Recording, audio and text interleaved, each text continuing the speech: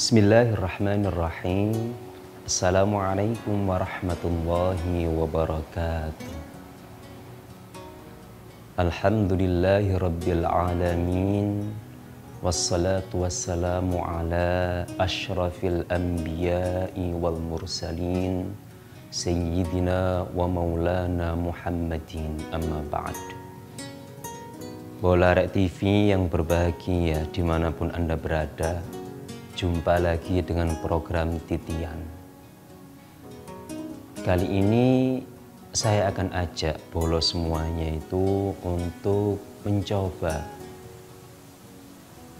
menangkap atau memahami esensi daripada sholat yang kita kerjakan. Tentu sebelum masuk ke situ kita harus urai dulu makna sholat. Secara etimologis apa, secara terminologis apa, dan seterusnya. Sholat secara etimologis itu bermakna ad-du'a, berdoa. Secara bahasa sholat itu berdoa. Secara istilah, dalam perspektif pakar fikih atau biasa dikenal dengan istilah fuqaha, salat itu didefinisikan sebagai aqwal wa af'al makhsusah muhaddadah tuftahu bitakbiratil ihram tuhtamu bisalam. Serangkaian ritual yang khusus, spesial, tertentu yang diawali dengan takbiratul ihram dan kemudian ditutup dengan salam. Itu definisi sholat dalam perspektif fuqaha, para ulama pakar fikih. Definisi sholat secara fikih, serangkaian bacaan, serangkaian perbuatan tertentu yang diawali dengan takbiratul ihram, kemudian ditutup dengan salam, dengan syarat tertentu, saya rasa sudah selesai. Ini adalah sisi sholat secara jasmani. Sementara sholat itu bukan hanya ibadah jasmani saja, tetapi lebih dari itu, sholat juga merupakan ibadah ruhani. Sholat sebagai ibadah jasmani adalah sebuah ritual, sementara sholat sebagai ibadah ruhani itu apa sih maksudnya? Esensinya apa sih? Dalam surah Thaha ayat 14, Allah berfirman ketika saat itu konteksnya itu yang Maha Kuasa sedang mengundang Nabiullah Musa alaihissalam ke Bukit Tursina atau Bukit Sinai yang ada di Mesir. Di saat itulah Allah mentitahkan sesuatu kepada Nabiullah Musa alaihissalam. Sebagaimana kita tahu, Bolo, di antara gelar Qur'ani yang Allah berikan kepada Nabi Musa itu adalah Kalimullah, di mana Nabi Musa itu adalah hamba yang pernah diajak dialog langsung oleh Allah Subhanahu wa ta'ala. Kalimullah dalam Al-Quran, wa kallamallahu Musa taklima. Kalimullah. Di surah Thaha ayat 14, Allah menegaskan sesuatu tentang esensi sholat. Allah mengajak dialog Nabi Musa Sesungguhnya aku adalah Allah. Tiada Tuhan selain aku. Fa'budni, maka beribadalah kepadaku, menghambalah kepadaku. Wa aqimis salata lidzikri, dan dirikanlah sholat untuk mengingatku.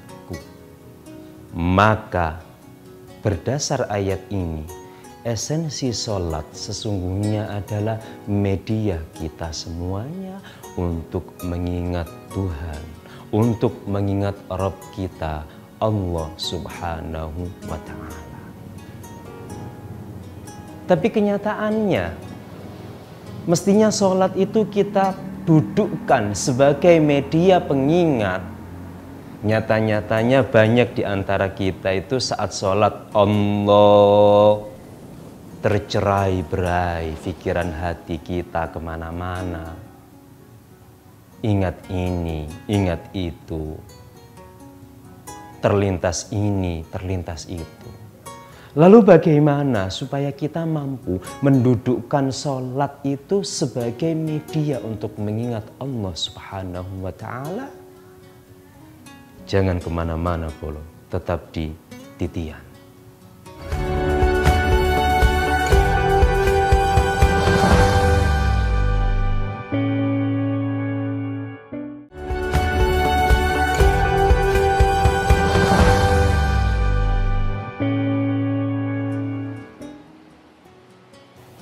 Baik, Bolo. Sholat sebagai ritual kita sudah khatam, mari bahasane.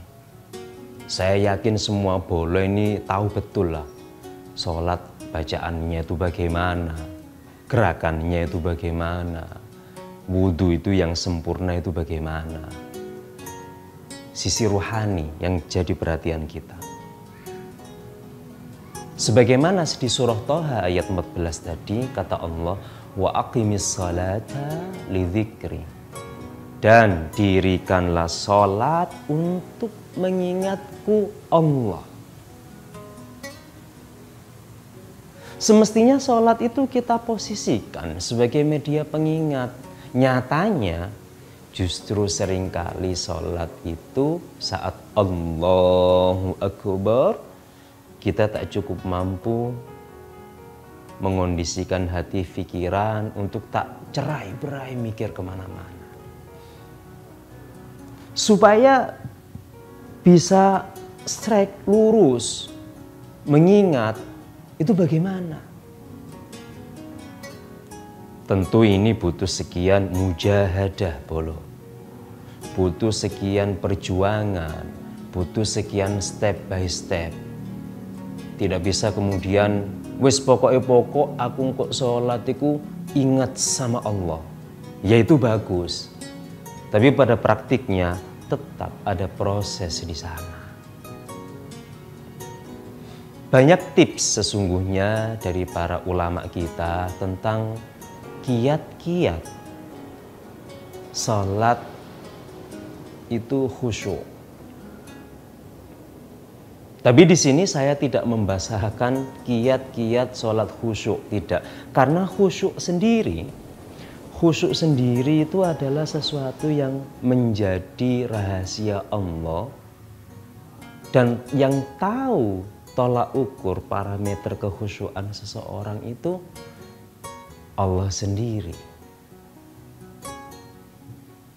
Sholat yang dilakukan tanpa khusyuk secara ritual itu sudah dianggap sah, selesai sholatnya, sah kewajibannya.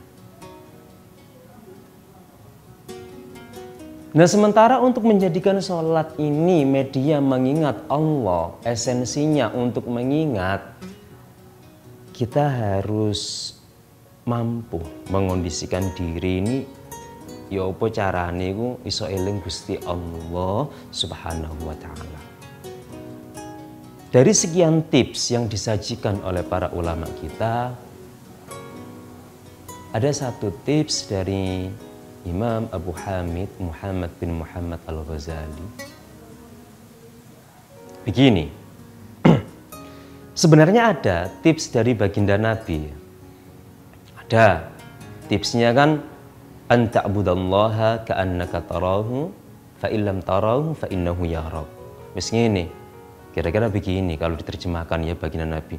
Wis pokoknya awakmu lek ibadah kepada Allah itu wis bayangkan kamu itu menyaksikan Allah.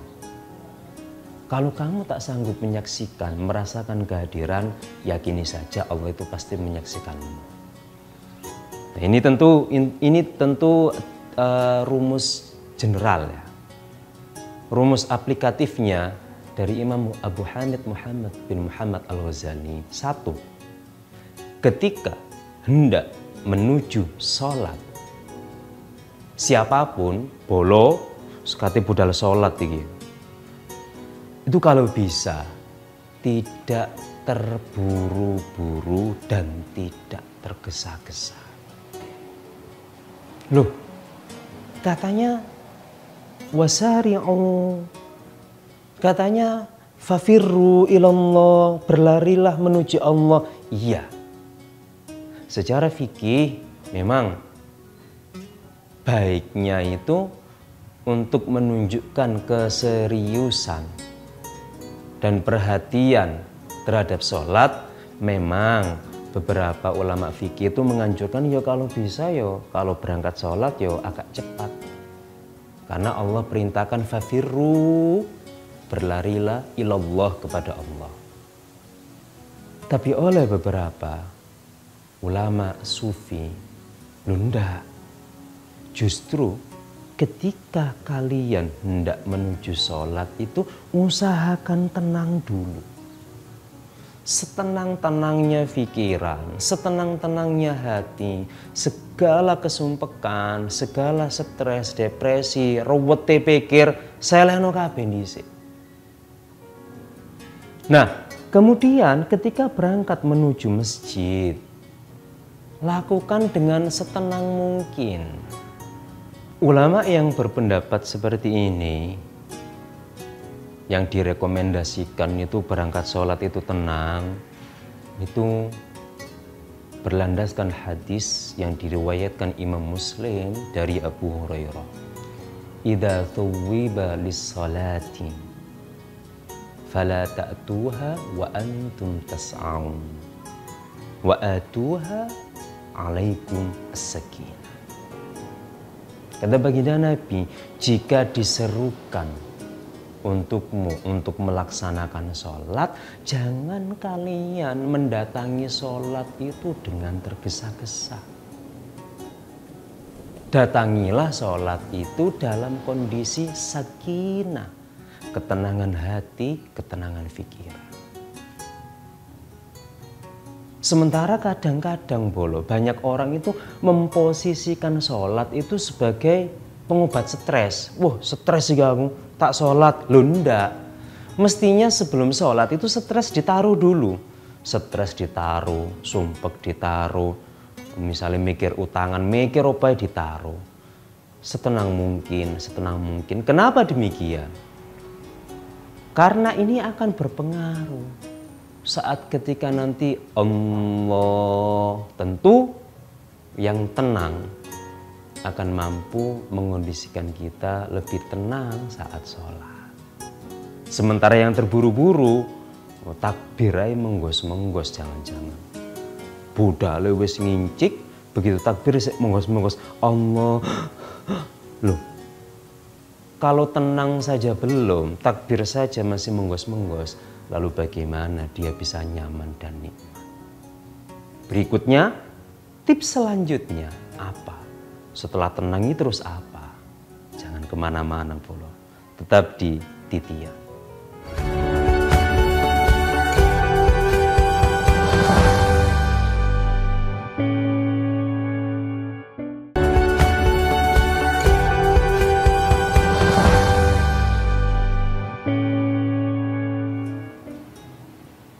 Baik, kalau kita lanjutkan.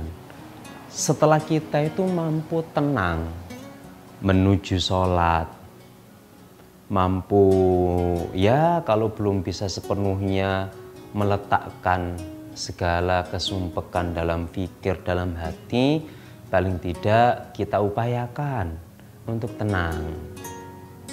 Yus terserah ya apa carane, mbok-ambekan gede, ya wis gak apa-apa. Yang penting serileks mungkin. Nah, ketika sudah rileks, ya kita masuk ke ritual Allah Des. Nah, biasanya seperti ini, itu akal pikiran kita, hati kita itu kemana-mana. Wis ono ai. Kadang-kadang barang sing ilang ketemune ya pas Allah. Bingung solusi, punya masalah, ketemu idenya pas Allah. Ya wis memang seperti itu. Ya itu kan bagian dari testing. Nah, untuk mengikat hati pikiran kita supaya tidak kemana-mana itu begini. Kalau Bolo kebetulan sama Allah diberi anugerah faham bahasa Arab, Bolo bisa mengalihkan perhatian dengan mencermati setiap bacaan di dalam sholat. Ketika baca doa iftitah misalkan, ya dicermati kata per kata, maknanya, maksudnya. Itu kalau Bolo dianugerahi oleh Allah faham bahasa Arab. Lalu kalau tidak paham bahasa Arab bagaimana? Yang kalau tidak paham, maka untuk mengikat hati dan pikiran, salah satu seorang sufi dalam kitab Mukasyafatul Asrar itu memberikan tips, dan ini juga ada di Ihya Ulumuddin. Bayangkan saja di tempat sujud engkau itu tertulis lafdzul jalalah Allah. Imajinasikan dalam fikirmu, imajinasikan dalam hatimu seolah-olah di tempat engkau sujud itu tertulis nyata lafadz Allah. Nah, ini fungsinya adalah untuk mengikat hati dan pikiran supaya tidak kemana-mana. Dan ini bukan tujuan Bolo. Ini belum tujuan akhir ini. Ini belum tujuan akhir, mengingat belum. Ini baru upaya mengondisikan diri itu untuk bisa mengingat Allah saat sholat. Bayangkan tulisan Allah di tempat sujud Anda. Pertahankan seperti itu. Misalkan di sholat pertama, itu mampunya hanya mengimajinasikan lafadz Allah di tempat sujud hanya 10 detik misalkan. It's okay. Yang penting kita ada target. Kita harus perhatian. Oh, saya sholat kali ini hanya mampu pas Allahu Akbar saja. Fokus pada imajinasi lafdzul jalalah Allah. Sholat berikutnya kita usahakan lagi, kita naikkan lagi. Sampai itu mendarah daging dan menjadi habitual action atau habitual activity. Artinya Bolo itu sudah sangat terbiasa dengan itu tadi. Awalnya, nah ini begini. Awalnya mungkin hanya mengimajinasikan lafadz Allah di tempat sujud. Tapi seiring waktu, Allah berfirman, walladzina jahadu fina lanahdiyannahum subulana. Siapapun yang serius mujahadah dalam rangka mengenalku Allah, pasti akan aku tunjukkan jalannya. Garansi kepastian ini itu akan Bolo rasakan setelah proses tadi. Proses kita memberi perhatian untuk mengingat Allah, meskipun awalnya dengan mengimajinasikan tulisan Allah di tempat sujud. Nanti pada gilirannya atas izin Allah, Bolo akan dianugerahi sesuatu. Apa itu? Ngono siapa yang tahu? Karena begini Bolo, sebuah kenikmatan saat beribadah antara si A dengan si B gak podo Bolo. Antara si B dengan si C gak podo. Gak bisa, misalkan ada orang soleh bilang begini, wis sholat itu sing top itu rasanya ngene, enak, terus moro-moro ati iki wis drodos mili nangis. Ini nggak bisa. Sensasi kenikmatan ibadah yang Allah anugerahkan kepada si A, si B, si C, si D itu berbeda. Tidak boleh disamakan dan memang tidak akan sama pasti. Yang penting titik tekannya adalah Bolo memberikan perhatian, mengikat hati, pikiran. Oke lah dengan mengimajinasikan tulisan Allah di tempat sujud. Seiring waktu Bolo lakukan seperti itu atas izin Allah. Lanahdiyannahum subulana. Akan kami beri petunjuk jalan menuju aku. Allah sendiri yang akan menuntun. Bukan tips itu kan hanya stimulus. Tips dari beberapa ulama meskipun di sana itu banyak tips. Sholat ideal, sholat baik, sholat khusyuk atau mendekati khusyuk misalkan. Karena pada prosesnya nanti itu yang akan membimbing itu ya Allah sendiri. Dan yang bisa merasakan itu yo Bolo dewe.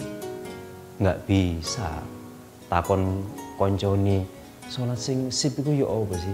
Ngene-ngene oh udah beda. Temukan itu Bolo. Temukan itu yang perlu dilatih, yang perlu dibiasakan sampai mendarah daging adalah ikat hati pikiran. Semampunya ketika sholat itu cara mengikatnya kita pakai tips yang sederhana. Jika mampu bahasa Arab, faham, cermati bacaan sholat.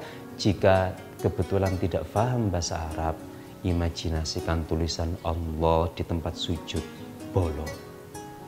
Terus biasakan. Sret. Mudah-mudahan atas izin Allah Bolo akan terbuka, akan naik level khusyuknya, akan naik level nikmat sholatnya dan seterusnya. Demikian mudah-mudahan bermanfaat Bolo. Insya Allah jumpa lagi di program Titian berikutnya. Ihdinas shiratal mustaqim. Wassalamualaikum warahmatullahi wabarakatuh.